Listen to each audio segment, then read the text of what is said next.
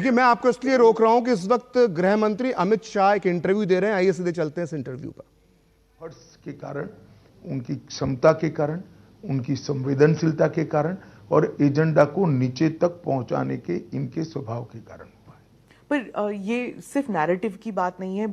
जो first 3 rounds की बात है, वहां पर महिला वोटर्स जो हैं, बहुत से लोग कह रहे हैं कि महिला वोटर्स जो हैं वो अपने पुरुष वोटर्स के संख्या में ज्यादा आए हैं। और फिर जो पहले जो करते थे, जो पुरुष फैमिली के किसी सदस्य ने कह दिया कि यहाँ वोट डालना है, उस हिसाब से नहीं कर रहे, उनका अपना मन है। नहीं तो अगर ऐसा है तो अच्छी ही बात है। देश की माताओं बहनों ने अपनी इच्छा के अनुसार वोट देना ही चाहिए। क्या आपकी कोई ऐसे पॉलिसीज हैं कि लाभार्थी जो है वो महिलाएं हैं, इसलिए? लाभार्थी छोड़िए ना स्मिता जी, आज तो आप मुझे बैठकर सवाल कर रही हैं।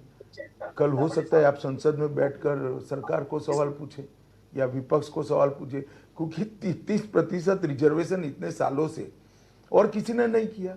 नई पार्लियामेंट आई तो मोदी जी ने सबसे पहला बिल लाना कौन सा उचित समझा, तो 33% आरक्षण विधानसभाओं में और लोकसभा में लाना मोदी जी ने उचित। इतना बड़ा अधिकार मोदी जी ने इतने सालों के बाद देने का काम किया। पर हम ये इंटरव्यू बंगाल में कर रहे हैं, यहीं पे संदेश खाली का इंसिडेंट हुआ था और यहाँ पे मुख्यमंत्री जो हैं वो महिलाएं हैं। उन्होंने कहा कि जो संदेश खाली का इंसिडेंट था वो बीजेपी का षड्यंत्र था, उनसे रचा गया ये खेल था। देखिए, मैं कई बार बता चुका हूँ, ममता बनर्जी जी ने अपनी एक कार्यशैली डेवलप की है। पहले अत्याचार कराइए, जब अत्याचार करिए और होने दीजिए, और अत्याचार से जब लोग परेशान हो जाते हैं उसको उजागर करते हैं, सार्वजनिक करते हैं, तो वो छिपाने के लिए फिर से अत्याचार करिए। संदेश खाली इसका क्लासिक एग्जाम्पल है। एक महिला मुख्यमंत्री के नाक के नीचे धर्म के आधार पर ढेर सारे महिलाओं के साथ दुष्कर्म होता है और वो चुप बैठी है। हाईकोर्ट को इंटरवीन करना पड़ता है दोषियों को पकड़ने के लिए, उसके बाद भी जांच ठीक से नहीं होती है तो सीबीआई को हाईकोर्ट देती है। उनको शर्म आनी चाहिए। विपक्ष कहता है कि जहां आप संदेश खाली का इंसिडेंट उठाते हैं, आपका ही जो अलायंस कर्नाटका में है, वहां पे भी औरतों पर अत्याचार हुआ था। प्रज्वल रेवन्ना का केस बता रही हूं मैं, वहां पर आपने उन्हें बाहर जाने दिया। देखिए, आप कर्नाटक से ही आती, वहां सरकार किसकी है? कांग्रेस की। उनको अरेस्ट करने की जिम्मेदारी किसकी है? कांग्रेस की।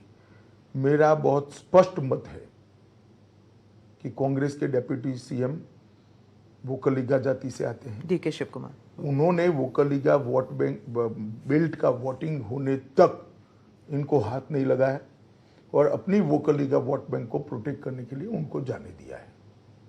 जिम्मेदारी अगर किसी की है तो उनकी है। जैसे ही घटना बाहर आई, मेरी पार्टी की ओर से मैंने ही स्पष्ट किया था, भले हमारे एलआई हो, कठोर से कठोर कदम उठाना चाहिए, या तो वो सीबीआई को दे दें। बंगाल में जो इलेक्शन रिलेटेड हिंसा होती है उसके बारे में आप कुछ बताएंगे हमें? देखिए, बड़ा दुर्भाग्यपूर्ण है।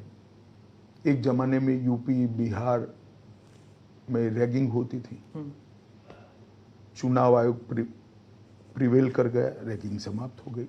धीरे धीरे चुनावी कल्चर भी बदला। एक जमाने में आतंकवादी कश्मीर के अंदर वोटिंग ही नहीं होने देते थे। 2 दिन पहले वहां पर भी 35% वोटिंग हुई, एक रिकॉर्ड है। मतलब आतंकवाद जब से शुरू हुआ तब से अब तक का रिकॉर्ड है। परंतु बंगाल एक देश का एक हिस्सा ऐसा रह गया है और इसके लिए जिम्मेदार टीएमसी सरकार है, जहां चुनाव के बाद भी हिंसा थमने का नाम नहीं लेती है। गत विधानसभा चुनाव के बाद 10 दिन में 53 लोग मरे।